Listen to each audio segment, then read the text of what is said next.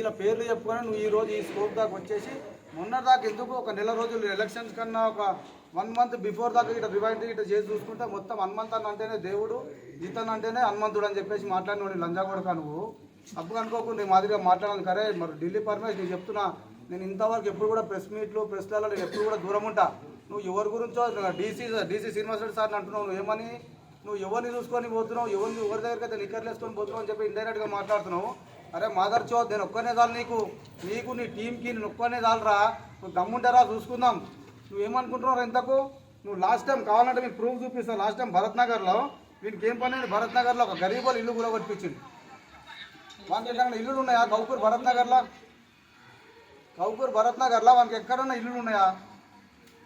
గరీబోలు పాపం 25 ఏళ్ళ నుంచి ఉన్నారు వాళ్ళు ఇల్లు కూడా కొట్టించేసినాడు. వానికి పొద్దుగా లేస్తే ఎంఆర్ ఆఫీసులు జిహెచ్ఎంసీ ఆఫీస్లో వానికి ఏం పని ఎంఆర్ ఆఫీస్లో జిహెచ్ఎంసీ ఆఫీసులలో మేముంటాం పబ్లిక్లో 24 hours పనిచేస్తాం పబ్లిక్లో. వాడు ఓన్లీ తెల్లబట్టలు వేసుకోవాలి, దళితుని అని చెప్పి కార్డు పెట్టుకోవాలి, నేను అంబేద్కర్ ఇష్టం చెప్పుకోవాలి. అది కూడా చెడ్డ పేరు తీసుకొస్తుంది మొత్తం దళితుల కాదు. నీ పని చెప్తారా మరే రమేష్? నువ్వు లాస్ట్ టైం గౌపూర్లో కూడా నువ్వు చాలా మాట్లాడినావు. నువ్వేమో రౌడీజం గీడిజం అని చెప్పేసి మాట్లాడినావు. నీకు రియల్గా చూపిస్తారా? నాకు జైళ్ళు గీళ్ళు అన్నీ అలవాటు రే. నేను చెప్తున్నా ప్రెస్ గురించి ఇదంతా భయపడి మనం మాట్లాడతలేను. నీకు నేను చూపిస్తారా? నీకు నువ్వు ఎవరి గురించో ఇండైరెక్ట్గా మాట్లాడుతున్నావు కదా, నీకు నేను డైరెక్ట్ చెప్తున్నా. నేను చూపిస్తాను నీకు ఇప్పటి నుంచి. నమస్కారం. నమస్కారం. మొన్న జరిగినటువంటి డీసీ శ్రీనివాస్ రెడ్డి సార్ మీద రాజశేఖర రెడ్డి కానీ వాళ్ళ బీఆర్ఎస్ పార్టీ బృందం కానీ చేసినట్టు దౌర్జన్యం తీవ్రంగా ఖండిస్తున్నాము. ముఖ్యంగా మాట్లాడాలనుకున్నది ఢిల్లీ పరమేష్ మరియు మురుగేష్. మీరు చాలా మాట్లాడారు. మురుగేష్, నీ గురించి మాకు తెలియదు అనుకుంటున్నావా? నువ్వు ఏమేమి చేసినావు? కనకారెడ్డి అన్న గురించి శ్రీనివాస్ రెడ్డి అన్న అది అని చెప్పి మాట్లాడుతున్నావు. ఆయన మొత్తం నాశనం పట్టించిందే నువ్వు టికెట్ల కోసం. ఈవెన్ నేను కూడా నీకు ఒక బాధ్యత, నన్ను కూడా నాకు కూడా టికెట్ ఇప్పిస్తాను చెప్పి డబ్బులు అడిగినావు. నువ్వు ఎంతమంది లేరా నువ్వు టికెట్లు ఇప్పిస్తాను చెప్పి మల్లారెడ్డి దగ్గర టికెట్లు ఇప్పిస్తాను చెప్పి డబ్బులు తీసుకుంది. నువ్వు అదే మళ్ళీ ఇప్పుడు ఈసారి కూడా మళ్ళీ రాజశేఖర రెడ్డి తీసుకొని వచ్చి మొత్తం మల్కాజిని మొత్తం ఖరాబ్ చేసినావు. ఇంకోటి ఢిల్లీ పరమేష్కి ఇంతగానో స్కోప్ మొత్తం ఇచ్చింది అన్న. మళ్ళీ మా కార్పొరేటర్ జితేందర్ నాథ్ అంట. వీళ్ళ పేర్లు చెప్పుకొని నువ్వు ఈరోజు ఈ స్కోప్ దాకా వచ్చేసి మొన్నటిదాకా ఎందుకు ఒక నెల రోజులు ఎలక్షన్స్ కన్నా ఒక 1 month బిఫోర్ దాకా ఇట్లా రివైండ్ ఇట్లా చేసి చూసుకుంటే మొత్తం హనుమంతన్ అంటేనే దేవుడు, జితన్ అంటేనే హనుమంతుడు అని చెప్పేసి మాట్లాడినోడు లంజా కొడక నువ్వు. అప్పుడు అనుకోకుండా నీ మాదిరిగా మాట్లాడాలి కరే. మరి ఢిల్లీ పరమేష్ నేను చెప్తున్నా, నేను ఇంతవరకు ఎప్పుడు కూడా ప్రెస్ మీట్లు ప్రెస్లలో నేను ఎప్పుడు కూడా దూరం ఉంటా. నువ్వు ఎవరి గురించో డీసీ శ్రీనివాస్ రెడ్డి సార్ని అంటున్నావు. నువ్వు ఏమని నువ్వు ఎవరిని చూసుకొని పోతున్నావు, ఎవరి దగ్గరికి అయితే నిక్కర్లు వేసుకొని పోతున్నావు అని చెప్పి ఇండైరెక్ట్గా మాట్లాడుతున్నావు. అరే మాదర్ చో, నేను ఒక్కనే చాలు నీకు నీ టీంకి నేను ఒక్కనే చాలరా. నువ్వు దమ్ముంటారా చూసుకుందాం. నువ్వేమనుకుంటున్నావు ఇంతకు? నువ్వు లాస్ట్ టైం కావాలంటే మీకు ప్రూఫ్ చూపిస్తావు. లాస్ట్ టైం భరత్ నగర్లో వీనికి ఏం పని, భరత్ నగర్లో ఒక గరీబోలు ఇల్లు కూడా కొట్టించింది. వానికి ఎక్కడ ఇల్లులు ఉన్నాయా? గౌకూర్ భరత్ నగర్లో వానికి ఎక్కడున్న ఇల్లులు ఉన్నాయా? గరీబోలు పాపం 25 ఏళ్ళ నుంచి ఉన్నారు వాళ్ళు ఇల్లు కూడా కొట్టించేసినాడు. వానికి పొద్దుగా లేస్తే ఎంఆర్ ఆఫీసులు జిహెచ్ఎంసీ ఆఫీస్లో వానికి ఏం పని ఎంఆర్ ఆఫీస్లో జిహెచ్ఎంసీ ఆఫీసులలో మేముంటాం పబ్లిక్లో 24 hours పనిచేస్తాం పబ్లిక్లో. వాడు ఓన్లీ తెల్లబట్టలు వేసుకోవాలి, దళితుని అని చెప్పి కార్డు పెట్టుకోవాలి, నేను అంబేద్కర్ ఇష్టం చెప్పుకోవాలి. అది కూడా చెడ్డ పేరు తీసుకొస్తుంది మొత్తం దళితుల కాదు. నీ పని చెప్తారా మరే రమేష్? నువ్వు లాస్ట్ టైం గౌపూర్లో కూడా నువ్వు చాలా మాట్లాడినావు. నువ్వేమో రౌడీజం గీడిజం అని చెప్పేసి మాట్లాడినావు. నీకు రియల్గా చూపిస్తారా? నాకు జైళ్ళు గీళ్ళు అన్నీ అలవాటు రే. నేను చెప్తున్నా ప్రెస్ గురించి ఇదంతా భయపడి మనం మాట్లాడతలేను. నీకు నేను చూపిస్తారా? నీకు నువ్వు ఎవరి గురించో ఇండైరెక్ట్గా మాట్లాడుతున్నావు కదా, నీకు నేను డైరెక్ట్ చెప్తున్నా. నేను చూపిస్తాను నీకు ఇప్పటి నుంచి. నమస్కారం. అందరికీ నమస్కారం. ఈరోజు అంతర్జాతీయ మహిళా దినోత్సవం సందర్భంగా మా సోదరి మనులందరికీ శుభాకాంక్షలు, అన్నదమ్ములందరికీ ధన్యవాదాలు. ఈరోజు నేను చెప్పేది ఏంటంటే, అల్వాల్ మున్సిపల్లో డీసీ సార్ గురించి మొన్న జరిగిన విషయం ఏంటి అంటే, కొంతమంది మా దళిత సోదరులు Srinivas Reddy DC deputy commissioner ఆ ఉద్యోగానికి ఆ పోస్టుకి రావాలంటే ఎంత కష్టపడి ఆయన అక్కడికి వచ్చిందో తెలుసు.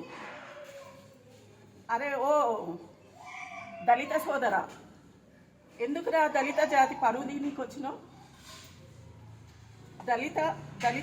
దళిత జాతి అంటే పుట్టినవేమో పొరపాటున ఏదో పుణ్యం చేసుకున్న పుట్టినవేమో. ప్రతి దగ్గర నేను దళితుని అని చెప్పి బెనిఫిట్ తీసుకుంటున్నావు. సరే బతుకు బాగుపడు. దళిత జాతి పరువు ఎందుకు తీస్తున్నావు అర్థం కావట్లేదు. అసలు దళిత జాతి అంటే ఏందో కూడా నీకు తెలియదు.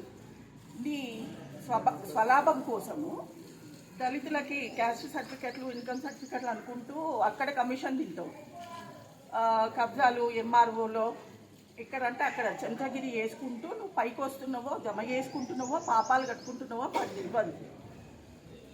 సో ఇప్పుడు నీకు నేను ఏం చెప్తున్నా అంటే, నీ నోటి నుంచి అంబేద్కర్ అనే పేరు మాత్రం తీయకు. నీ నోట్లో ఆ పేరింటే ఎంత కంపరం అంటే అంత కంపరం వస్తుంది. ఎందుకంటే చెంచగిరి వేసుకుంటూ ఎవడు 10 రూపాయలు ఇస్తే వాళ్ళ కొమ్ము కాస్తూ వాళ్ళ కాలు మొక్కుతూ, దళితుడు ఎప్పుడు ఎవడి కాళ్ళ దగ్గర ఉండడు. మంచికి మానవత్వానికి ఒక దారి చూపించి ముందు నడిచే వ్యక్తి. అంబేద్కర్ కాలు మొక్కి చెంచగిరి చెయ్యమని చెప్పలేదు. కాబట్టి అరే నువ్వు మనిషివే అయితే నిజంగా నువ్వు అన్నం తింటున్నావో గడ్డి తింటున్నావో తెలియదు. దళిత ఈ జాతి అనే దాన్ని అడ్డం పెట్టుకోకు. నేను దళితుడిని అని చెప్పకు. నాకు వచ్చే కోపం ఎట్లుందంటే నువ్వు ఉంటే కొట్టేస్తా. ఎందుకంటే నేను దళితురాలు. సిగ్గు అనిపిస్తుంది నువ్వు మా దళిత జాతి వ్యక్తి అని చెప్పని. ఎంత సిగ్గు అనిపిస్తుందంటే, అరే మొన్న ఎలక్షన్స్కి బిఫోర్ వరకు ఇక్కడున్నావు, ఎవరితో కలిసి తిరిగినావు, ఎవరు డబ్బులు ఇస్తే తీసుకున్నావు. ఈరోజు ఏం మాట్లాడుతున్నావు అంటే వాడెవడో బల్బు చూసుకొని నువ్వు మాట్లాడుతున్నావు అని డీసీ గారిని అన్నావు. డీసీ గారు ఎవరి బల్బు కాదు. ఆయన క్యారెక్టర్ అది, ఆయన ఎడ్యుకేషన్ అది, ఆయన సంపాదించుకున్న వ్యక్తిత్వం అది. నీలాగా చెంచగిరి చేసి 10 రూపాయలకు 5 రూపాయలకు పని చేసుకొని కమిషన్లు తినుకుంటూ రాలే. కాబట్టి మనిషివైతే ఒక మనిషిగా సంస్కారవంతంగా మాట్లాడు. మనిషికి కొంచెం రెస్పెక్ట్ ఇవ్వడం నేర్చుకో. అంతేగాని నీకెవడరా, సరే ఆయన ఎవడో బలుపు చూసుకున్నాడు, నీకెవడి బలుపు వచ్చిందిరా? ఎవరిని చూసుకొని కావురం పట్టిన మాటలు మాట్లాడుతున్నావు? ఈ మస్తెక్కిన మాటలు మాట్లాడితే చెప్పుతో సమాధానం చెప్పాల్సి వస్తుంది. దయచేసి మళ్ళీ ఇంకోసారి చెప్తున్నా, నేను దళితుని అని మాత్రం చెప్పకు. ఇంకొకటి, మీలాంటి చెత్త కొడుకులంతా తెలంగాణ రావడానికి మేమే కారణం అంటున్నారు. పుట్టిన బిడ్డ నుంచి పర్టికులర్గా మంచి విను, పుట్టిన బిడ్డ దగ్గర నుంచి పోయే శవం వరకు, గుడి పూజారి నుంచి హయ్యర్ ఆఫీసర్ వరకు అందరు పోరాడితే తెలంగాణ వచ్చింది.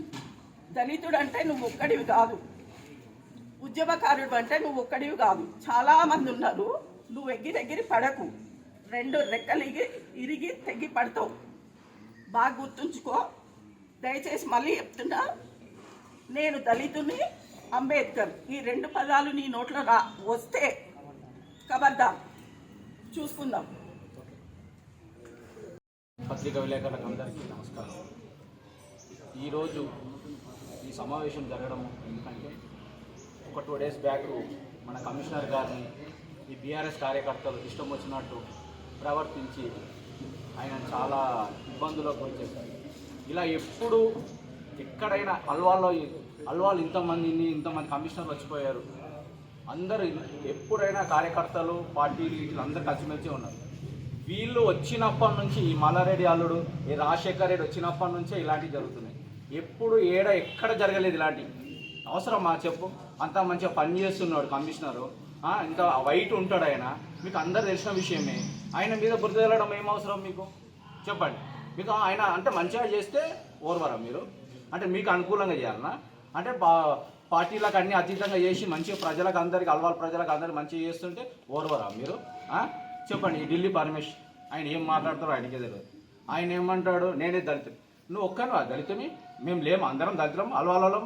నువ్వు అసలు ఏ నుంచి వచ్చినావు అల్వాళ్ళకి వచ్చి? నీ సంగతి మాకు తెలియదా? నీ పుట్టుబురుక మాకు తెలియదా? నువ్వు ఎన్ని కరప్షన్ చేసుకొని వచ్చినావు? ఒక్కలని అల్వాళ్ళ దళితులు అట్లా చేసిరా? నువ్వు ఎన్ని కథలు పడ్డావు, ఎన్ని లెక్కలు చేసినావు, నీకు అవసరమా 60? ఇప్పుడు అట్లా మరీ ఘోరంగా మాట్లాడుతున్నా నేను. అవసరం మారా నీకు? నిన్ను ఎన్నిసార్లు ఏమైనా మేము పోయి మా బస్తీ పేరు చెప్పుకొని బతికినోనివి నువ్వు మా కమిషనర్ అట్లా వీళ్ళు ఇట్లా ఏంది అది నీకు నోరికి వచ్చినట్టు మేము మాట్లాడలేమా? మాకు చాతన కాదా? నువ్వు అసలు ఏందనుకున్నావు? నీ బతికే వేస్ట్. నువ్వు ఏం చేసినావు చెప్పు? ఒక్కరికన్నా న్యాయం చేసి చూసినావా? నువ్వు పెద్ద నేను ఉద్యమకారుని ఏం చేసినావు? ఉద్యమకారుని ఎవరికన్నా నీ ఏరియాలో ఎవరికన్నా ఏమన్నా చేసినావా? నీ స్వార్థం నువ్వే చూసుకుంటావు ఎప్పుడు. ఎవ్వరికి ఒక దళితులకి ఒక్కరికి కూడా ఒకరు మంచి పని చేయలేవు. ఎవ్వరు మంచిగా ఉంటే వాళ్ళ దగ్గర ఉంటావు, వాళ్ళు నీ సంగతి తెలవగానే వాళ్ళు పక్క పెట్టడం కదా ఇంకోళ్ళని పట్టుకుంటావు. ఇదే నీ బతికిగా అంటే తెలుసు కదా. నేను నోరు చెప్పొద్దు, ఎవరిలో తను ఏమేమి చేసుకున్నా అన్ని తెలియదు మాకు. మా బస్తీ పేరు చెప్పుకొని నువ్వు బాగుపడ్డావు. చెప్పు, నీ గురించి ఎవ్వాలన్నా కూడా బాగుపడ్డావు చూపి. ఇష్టం వచ్చినట్టు దళితులు ఆయన మీద ఎస్ఎస్టీ, కమిషనర్ మీద ఎస్ఎస్టీ. ఆయన ఎవరు తెలుసా? ఆయన వైట్. ఆయన డ్యూటీ ఏంది? సూట్ బూట్ వేసుకుంటాడు, కార్లో తిరుగుతాడు, ఎవరికి ఏం సమస్యలు ఉన్నాయని తెలుసుకుంటాడు. నీలేక నువ్వు అన్నట్టు రోడ్డు మీద తిరగలన్నా? నువ్వు నీలేక మేము పనిపాట లేనట్టు మీ కార్యకర్తలకు, బీఆర్ఎస్ కార్యకర్తలకు ఏం పనిపాట లేనట్టు ఆయన కూడా తిరగాలన్నా? ఆయన డ్యూటీ చేసి మీలేక తిరగాలన్నా? ఇది పద్ధతేనా మరి? చెప్పు, ఇట్లనే ఉంటుంది ఆయన నా లోకంలో. ఆయన అంత మంచిగా డ్యూటీ చేసుకుంటా, అంత మంచిగా ఉంటే ఆయన లోపలికి పోనీయకుండా గేట్ కానీ అడ్డుకోవడం ఇది ఎంత మాట కరెక్ట్? అంటే మేము ఓలం సపోర్ట్ లేదనుకుంటారా? మేము కూడా తిరుగుతాం ఇప్పటి నుంచి. మా కార్యకర్త, కాంగ్రెస్ కార్యకర్త మేము కూడా చూపిస్తాం. మేము అట్లా చేసామనుకో మీరు ఒక్క ప్రెస్ మీట్ పెట్టలేరు. చూస్తారా? దమ్ముందా మీకు? బీఆర్ఎస్ కార్యకర్తలకు ఇది ఛాలెంజ్ చేసి చెప్తున్నాం మేము. అర్జున్ బాస్ ఎస్సీ నుంచి ఎస్సీ కార్యకర్తలు మేము చెప్తున్నాము, ఛాలెంజ్ చేసి చెప్తున్నాం. మీరు ఒక్క ప్రెస్ మీడియా పెట్టలేరు మీరు మేము దలుచుకున్నామంటే. ఎందుకు అట్లా? వద్దు, అడ్డుకోవద్దు. ప్రెస్ మీట్ అన్నట్టు అందరు మాట్లాడాలి, అందరికీ మంచిగా ఉంటుంది. అందు గురించి అందరు ఏదైనా సమస్యలు ఉంటే చెప్పుకోవాలి, కానీ సొంతం స్వార్థం కోసము ఇవన్నీ చెప్పడం కరెక్ట్ కాదు కదా. ఒక్కో పెద్ద మనిషిని అంటావు. నీ బతికేంద్ర పోయి ఇవాళ ఫ్రాంక్ ఇట్లా మాట్లాడుతున్నావు. నీ బతికేంద్ర నువ్వు ఎంత ఏం చేసినావు చెప్పరా? ఎవ్వరికన్నీ న్యాయం చేసినావా? నీ ఎంబడి ఉన్నారు అంతమంది, ఎవ్వడన్నా ఒకరిని చేసినా అడరా. అంత స్వార్థపరులే, అందరు స్వార్థపరులే. ఇంత అధ్వానం ఏమైనా ఉంటుందా లోకంలో? మళ్ళీసారి ఇటువంటి పని పిచ్చి పిచ్చి మాటలు కానీ పిచ్చి పిచ్చి లెక్కలు కానీ వాళ్ళని చేస్తే బీఆర్ఎస్ కార్యకర్తలకు మంచిగా చెప్తున్నాం, హెచ్చరిస్తున్నాము. ఇప్పటికి చాలా జరిగింది, చాలా చూసినాము. ఇక ఇప్పటి నుంచి సహించేది లేదు. మేము కూడా దళితులము, మేము కూడా ఏం చేయాలా చేస్తాము. మేము ఎందుకు ఏ దళిత పేర్లు చెప్పుకోవద్దు, మేము మంచిగా ఉండాలి, మేము అందరం మంచిగా ఉండాలని మేము అనుకుంటున్నాము. ఇది ఏంది ఇదంతా రాజకీయం చేసుడు? ఏదైనా ఉంటే నీ సమస్య ఉంటే సమస్య తీసుకోపో కమిషనర్ దగ్గరికి. చేయకపోతే ఎందుకు చేయలేవు సార్ అని అడుగు. ఆయన జెన్యున్ ఉంటే ఆయననే చేస్తాడు, ఎవరైనా చేస్తారు. రేపు పత్రికా మీడియం కూడా పెట్టినా కూడా సార్ ఇట్లా జరిగిందని అంటే వాళ్ళే చెప్తారు. సార్ ఆయన జెన్యున్గా చెప్తున్నారు కదా సార్, ఆయనకు ఎందుకు మీరు అట్లా చేస్తారని విలేకరులు మాట్లాడతారు, పత్రికా విలేకరులు మాట్లాడతారు. అట్లా చేయాలా కానీ ఇదేంద్రా నీకు నచ్చినట్టు ఇష్టం వచ్చినట్టు నోరు ఉందా ఇష్టం వచ్చినట్టు మాట్లాడేది కరెక్టేనా? మంచిగా ఉండదు. కబర్దార్ గుర్తుపెట్టుకో. ఇలాంటి పిచ్చి పిచ్చి లెక్కలు చేసిరనుకో బీఆర్ఎస్ కార్యకర్తలకు అందరూ చెప్తున్నాము. ఇలాంటి పిచ్చి పిచ్చి లెక్కలు చేస్తే మాత్రం మంచిగా ఉండాలి. కబర్దార్.